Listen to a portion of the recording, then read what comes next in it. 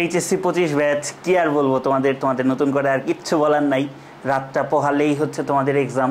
তোমাদের সবার জন্য শুভকামনা রইল।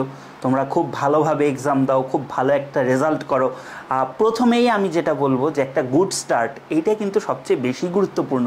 তুমি যদি খুব ভালো একটা স্টার্ট দিতে পারো তাহলে কিন্তু তুমি দেখবা যে সুন্দরভাবে তোমার বাকি এক্সামগুলোও ভালো হচ্ছে বা মেন্টাল একটা স্ট্রেংথ পাচ্ছ।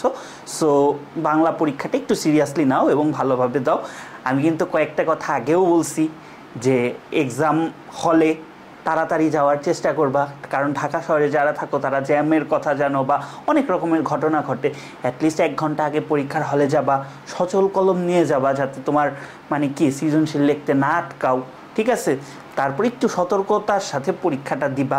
প্লাস তোমাদের তো তোমরা বিভিন্ন টিচারদের, বিভিন্ন স্যারদের তো তোমরা স্যারদের ম্যাডামদের হচ্ছে ওয়ান শট ক্লাস বলো বা সারা বছর তো পড়ছোই, ওই জিনিসগুলো একটু মেনটেন করো। আর সবচেয়ে বড় একটা কথা বলবো, এই যে তোমাদের কিন্তু এটা লাস্ট বোর্ড এক্সাম, ঠিক আছে?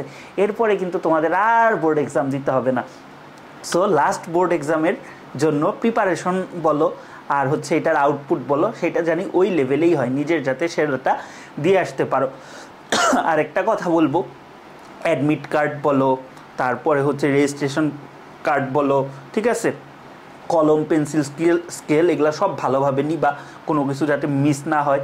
নিজে একবার চেক করবা, বাবা আমাকে দিয়ে একবার চেক করে দিবা।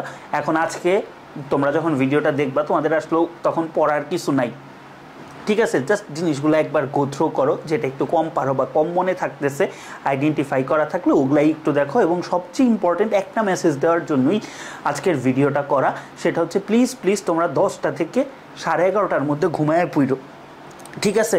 তো অনেকে আসো ইনসোমনিয়ার সমস্যা আছে, ঠিক আছে, তাদের ঘুম আসে না, 5টা-6টার সময়ও ঘুম আসে না। বাট ট্রাস্ট মি, তুমি টেনশন করলে তোমার পরীক্ষার রেজাল্ট ভালো হবে না।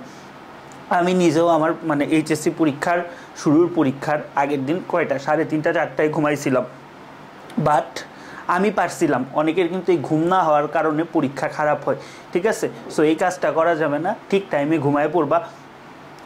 এখন কোনো সাজেশনের পিছনে বা কোনো কিছুর পিছনে ছোটার কোনো প্রয়োজন নেই। তুমি যা পড়ছো সেটাই চেষ্টা করো, যার তার ধর্মীয় যেটা হচ্ছে রীতি আছে সেটা অনুসরণ করে সৃষ্টিকর্তার কাছে বেশি চাও।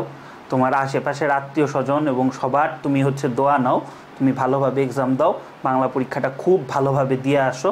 আর ইংলিশ নিয়ে কোনো টেনশন করতে হবে না, তোমাদের হচ্ছে এসিএস আছে, আমি আছি, ঠিক আছে? তো ইংলিশ নিয়ে তোমাদের কোনো টেনশন নেই, বাট বাংলাটা খুব ভালোভাবে দিয়ে আসো। ইংলিশের আগে যা করা লাগে, মেগা শট দিতে বলো, ওয়ান শট দিতে বলো, যাই দিতে বলো, সব কিছু পাবা, ঠিক আছে? So best of luck HSC 25 batch. তোমরা কালকে ফাটাই দিয়ে আসো, খুবই ভালো করো। থ্যাংক ইউ সবাইকে।